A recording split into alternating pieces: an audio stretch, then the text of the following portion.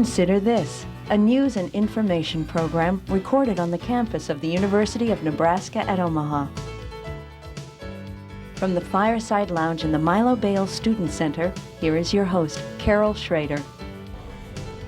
Hello and welcome back to the University of Nebraska at Omaha. This has been an interesting ride. The economy here in these United States and around the world, and we're certainly affected by the world. But we're getting good news. Wall Street, this very day we're taping, not only kissed 10,000, but hung there for a while. I don't know where it's going to land today. By the time you see this, there'll probably be more good news. But for those that have been on the edge, those who have been, trying to get by, it may be a longer wait for them until the economy's looking better. My guest this week can attest to, not to be gloom and doom at this time of the year, but talk, we're trying to fill that picture out and flesh it out a little bit. Lieutenant Colonel William Harford is the divisional commander of the Salvation Army here in Omaha. They cover a lot of territory. We'll talk about that later. Scott Adams, Dr. Scott Adams, is with Catholic Charities in Omaha. He's the executive director. I want to thank you. Thanks for having us.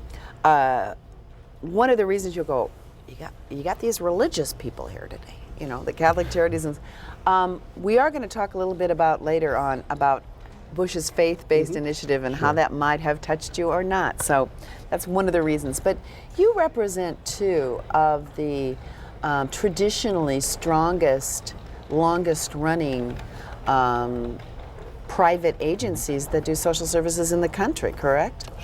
Yes, we are. Sure. Pipe in. Salvation Army's been around how long, performing more than, the tambourines and the trombones? Well, we've been in America for well over 100 years. And the social services has always been a component. Right, and we've been here in Omaha for that time, 100 years, helping people and doing various things at various times. And we'll talk about some of those things. And Catholic Charities, that's been there, so they've had a social service component for many, many, many years. Interestingly, the short version is that we date our history back actually 2,500 years before the birth of Christ. How do you do that? In the Jewish tradition, in order to be sort of right with God, you had to annually right yourself with a group called the Anawim, the poor, the widowed, and the orphan. And so our tradition of social justice dates back to that time.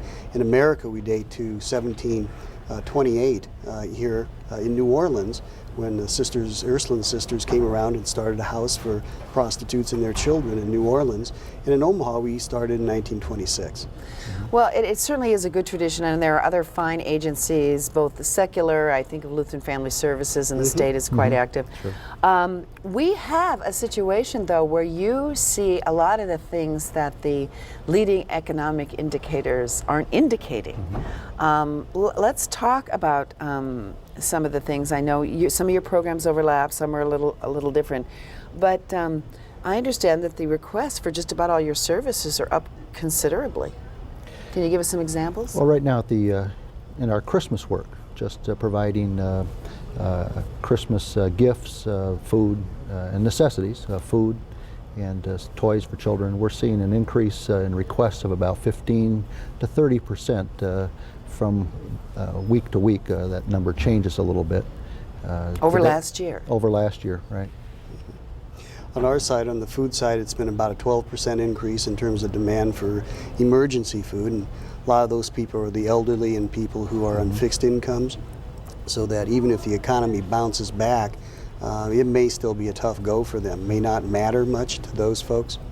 And so likewise with our Christmas program, we've had a stronger need and demand this year than we have seen previously.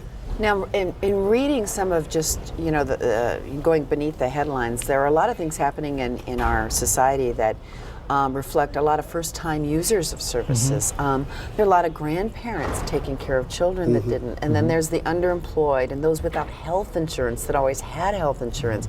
And we know the cost of health care, so that the dollar that maybe somebody could get by on or was doing okay, some of those dollars are gone and put them kind of below that cusp. Is that what I know that's happening nationally. Is it happening here? We've never really before seen so many people having to make choices between utilities, food, gasoline for cars, medications. Those have become really the front burner kinds of choices that people have to make to be able to survive. The food pantry system, in which many providers in Omaha participate. You have a pantry. Oh, sure. Yes, Yeah. we both operate among the largest pantries in the area. Are really seeing people sort of routinely making a choice to rely upon a pantry system as part of their sustenance on a more ongoing rather than crisis basis. It's a sort of shift in the dynamic, if you will, and a concerning one. Now, I know that people fall off the unemployment rolls and they don't show, then, you know, the figures don't necessarily reflect them. And we do have a number of people that were working full-time that are now working part-time. I mean, from what I understand on some of the statistics, we think of people that come for help don't have jobs. I mean, there's some stereotypes. And this is less and less true. Right. No, by far the majority of people we see are working, both in our Christmas work that's current and in our week-to-week or day-to-day work. The majority of people that we see are working. Some are working, as you said, part-time. Some are working full-time, but they are minimum wage jobs or a job without health care benefit. And anything that's unusual, any kind of an illness, or as Scott mentioned, a car breaks down, or a hard winter that drives utility costs up. Families are not prepared and not able to meet those any expenses beyond their survival budget. At our, we talked about the grandparents pitching in. We just had a party for senior citizens, and here scattered around the room were a number of babies where grandma had come, or in one case I stopped to talk to one of our persons, and she brought a great-granddaughter. She's providing child care for her great-granddaughter, who is about 2, a toddler. And this family is working together to meet the necessities of life. And you know, when something unusual comes along, an illness or anything, they may have a need and be at the pantry or in some other way looking for help. Now, we're a dichotomous state in that we have urban and rural, and Yes. you work with, what, 2/3 of Iowa and South Dakota? South Dakota and Nebraska. And I don't know how much Catholic Charities in Omaha spreads out, but there are many Catholic Charities groups. There's one in Iowa. Right. There are three divisions to Nebraska for the Catholic Church. The Catholic Charities of Omaha operates in the Archdiocese of Omaha, 23 counties of northeast Nebraska. But I'm assuming you're finding this in the rural as well as the urban areas. I mean, What- in fact, the rural, I don't want to say the rural poor, but those that are suffering some economic adversities now are sometimes it's harder for them to get services because just, you know, the aggregate of people here. You bet. Are you seeing that? That's a very true situation, and when you were talking about people who are working, and you know, nobody works harder than farmers, Right. and those markets still have not rebounded in any significant Well, we way. had that thing called a drought, Sure. and unless you happen to have a lot of cattle Yeah. that you could sell off, that Yeah. was the good. Yeah, good news is- people even trying to sell off cattle they didn't have, but that's another story. That was Sorry. a whole other thing. It's extra hard on rural families too, I think, because there's so much pride involved in a family farm, as it would be in a family business in the city. This is a family business, and when that goes under, when people can't meet their needs on the farm, the emotional impact, the relational impact are just sometimes even greater.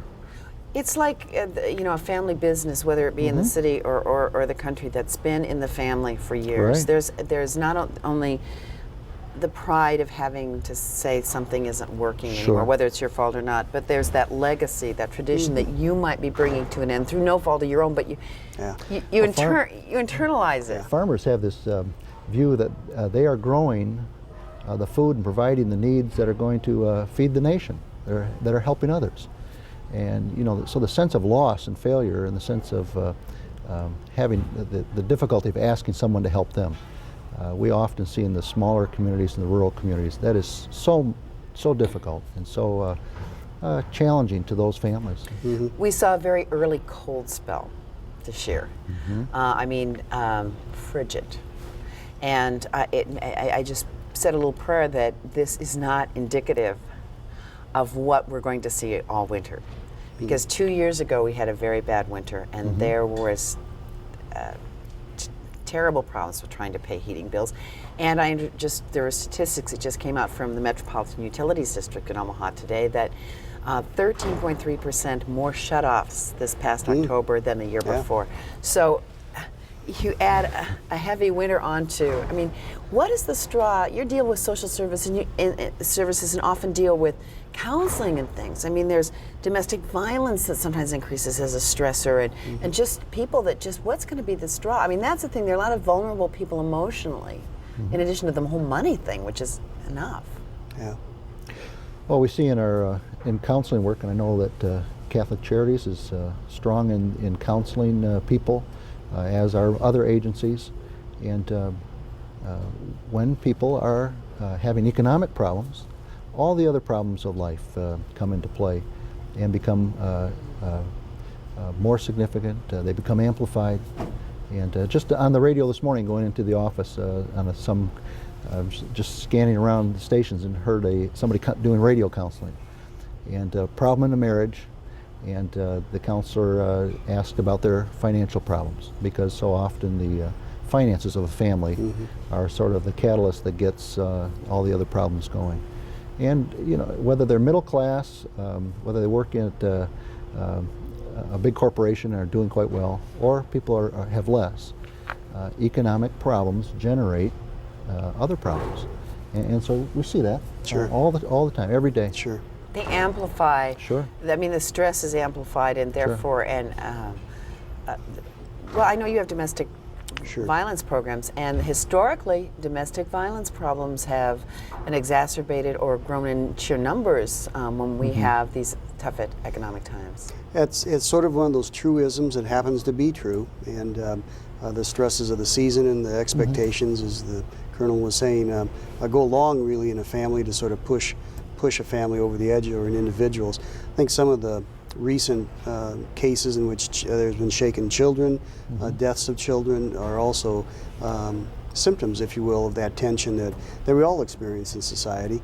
But when all of your sort of support systems and when all of your survival mechanisms are at the maximum that they can be at in terms of being able to sustain life and sustain the family, and then one more thing pops through, it's a recipe for some breakups and some disasters. And so when we're talking about an improving economy, and how does that affect the number of people we see, just because the economy turns up does not mean that these kinds of problems that we're talking about, domestic violence or the loss of a farm or whatever it is, but particularly the emotional or relational problems, they don't just disappear. Right. And people are often left in the wake of the economy. Even if you can pay for the flu shots and, and all those other things. And we are. And the truth is that while the economy improves, it doesn't improve instantly for everybody. And evenly. Necessary. Right. And so you do have pockets of poverty, and you do have a change. Some people are put out of work. We've had a downturn in the IT industry. And so people who had really good jobs quickly and felt very successful may not have those IT jobs. I heard on the radio again this morning coming in, there's been an 18% increase in the restaurant-related jobs. But the next comment was, those jobs don't pay as well, typically, as the ones people lost. And so that's people are another thing. The adjusting economy to that. hasn't shaken out at all in terms of what jobs we've lost. That's right. Fortunately, we don't have heavy manufacturing of any magnitude in this state, so we don't have to maybe worry about jobs that were cut and may never come back. Yeah. But the shift to the service industry, traditionally they haven't paid as much, and so people that are making a paradigm shift and maybe a skill. They worked here and now they have to work here, and they're doing what they say to do, retrain yourself or whatever. Right. There's no guarantees for some of these salaries until this all shakes out. Well, you have that, and not only is oftentimes a salary perhaps a lesser than some of those, but benefits, and some of those other kinds of security issues around a job are less as well. So There it's was a very something out transitional time. this month about that the employers are, they've kind of had it, in terms of the increasing health costs, and they're holding the line on the portion that they're paying. It's almost frozen in this last survey they did, and then the employees are picking up the tab. Well, if you've had your wages kind of frozen because of the economy, and you're paying more, I mean, so even people that we think of as middle class, not flush, but doing okay. It's the old trickle down, but it's the trickle down of the sort of the tightness of things. So the description that the economy is improving is really too simple to describe what's happening across America and here in Omaha. There are people who are gaining back. They're back to work perhaps, or their 401k is improving. Their portfolio is on the up now. But others have just gone back to work, or gone to work at a lesser job, or their health care benefit is less than it was, or it's rung up a lot of bills, They've paid off bills for that time that it's going to take a while. Sure. So there are just a lot of things happening, and we are remaining pretty busy. Okay, let's talk about some of the solutions to this, and one of them is fundraising. And the national statistics, I know you have your big Christmas drive every year, and you're doing okay at Last Chance. We're doing okay. We're on target. But and Omahans are traditionally, and Nebraskans are pretty darn good people. But for the last 10 years, on an annual rate across the country, charitable giving is taking a little bit of a dive. Do you worry that in the lag time that it's going to take for people to catch up to a better economy in all socioeconomic levels, that you're going to be able to do the job? Well, I would say a couple things with regard to that. One is that I think that charitable giving is one of the last things to sort of recapture with a economy that comes back. Maybe as much as 6 months to a year after people feel like they're back, do they feel the confidence that they can then give back through charitable contributions? Yeah, disposable income. Yeah, right. That whole picture in a family has changed. Yeah. Second thing that I worry about is the level of poverty in America has increased by a couple of percentage points in the last couple of years. And I worry about the growing disparity between the very wealthy and a growing lower class. The thing that makes this country great, not only in terms of its work ethic and its moral character, has really been based, I think, in the middle class and the strength of the middle class. And if we are about sort of eroding that, both economically, certainly, but also in terms of attitudes and values, I'm very concerned about that for the longer term survival of good organizations like the Salvation Army and Catholic Charities. We really need to have a bedrock of those nonprofit organizations, I think, to help the quality of life. But those organizations rely on, really, in many cases, not only the wealthy who can give significant planned gifts and other kinds of gifts, but the middle class who do give more out of disposable income. And want to give. And who want to give. I read once that in addition to just the beauty of having a strong middle class, it's just kind of a very good place to be, but that if you're towards the bottom, it's not so far to feel you can move. And if you're in the middle, you feel you can move up. But when there is a big gap between the two, those worlds seem worlds apart. Yeah. And so it's a whole psyche thing too. Right. I think for Americans who, we all want to move up. We want better for our family. If I were a little younger, I could remember the author of this, but someone coined the term relative deprivation. It wasn't so much the absolute deprivation that many people can adjust to almost anything in life, but it is the relative deprivation of seeing somebody a little bit ahead of you and then growing and that gap growing to where you have opportunities slipping away that you see that actually has greater psychological and sociological impact. One of the things people desperately need is always a sense of hope. Yeah. And you asked earlier, did we worry about these things? Yes, we worry a lot about these things because we're not only represent helping others, but being agency directors, we're employers. We function out of facilities and have those kinds of structural needs, and so there's a lot to worry about. There's worry about what we will be able to do for people and how we will keep this whole thing going.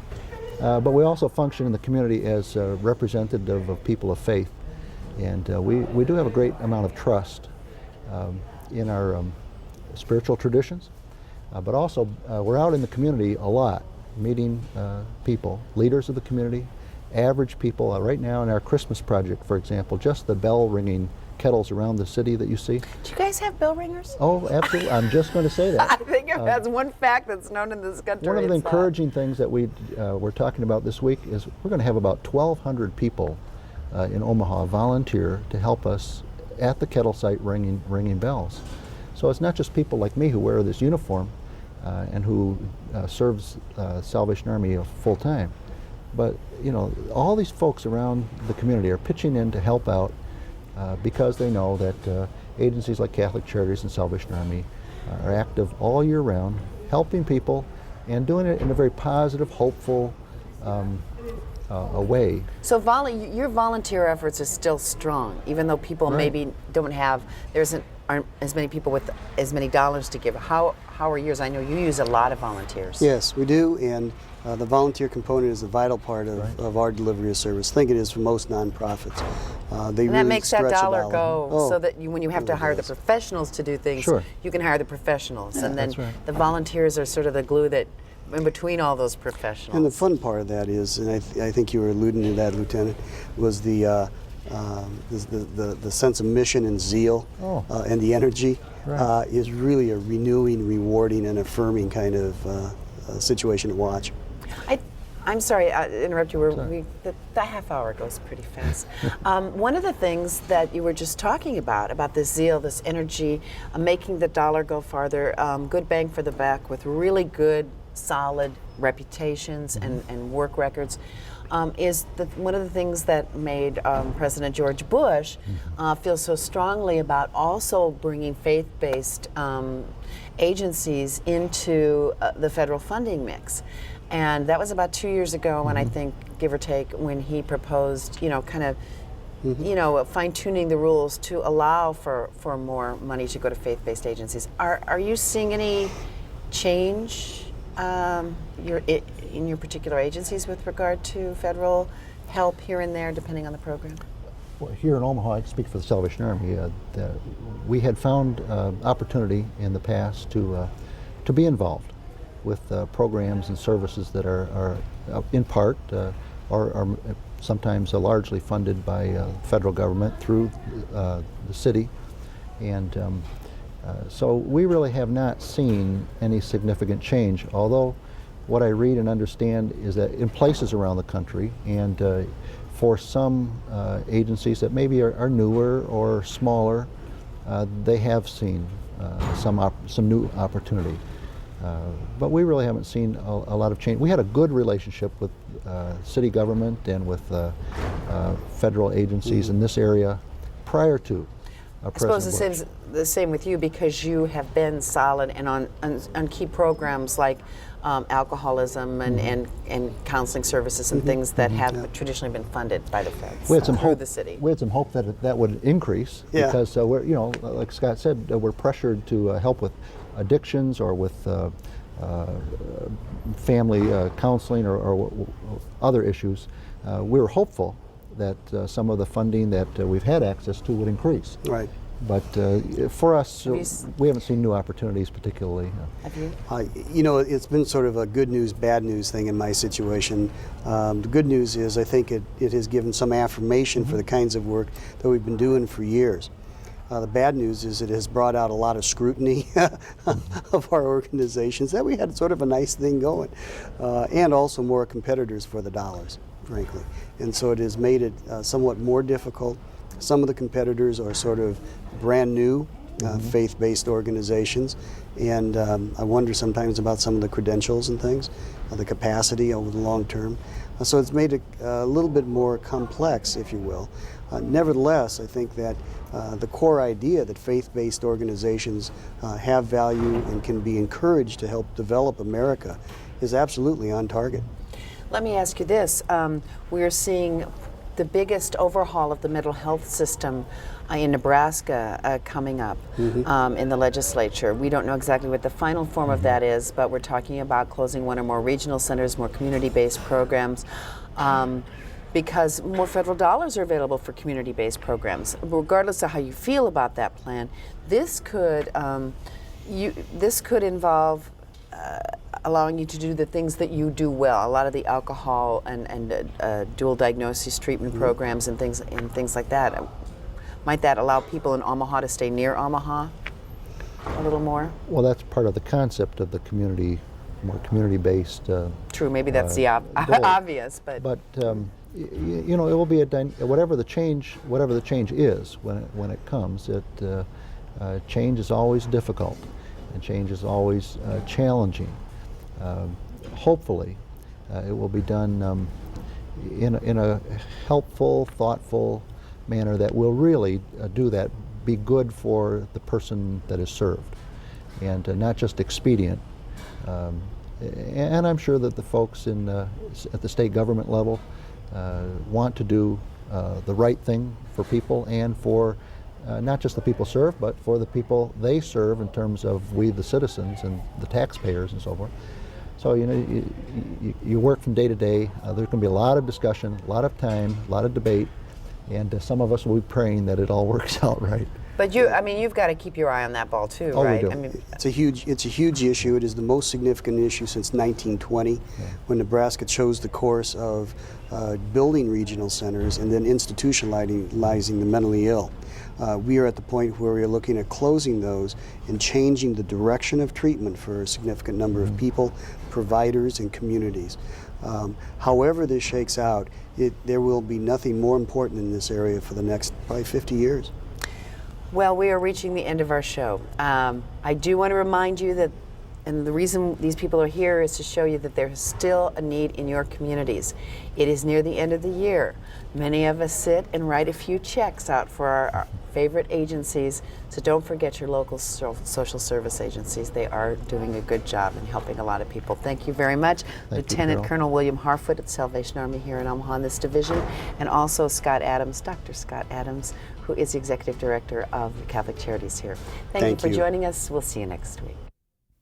To view this edition of Consider This or past programs, visit our website at unotv.unomaha.edu.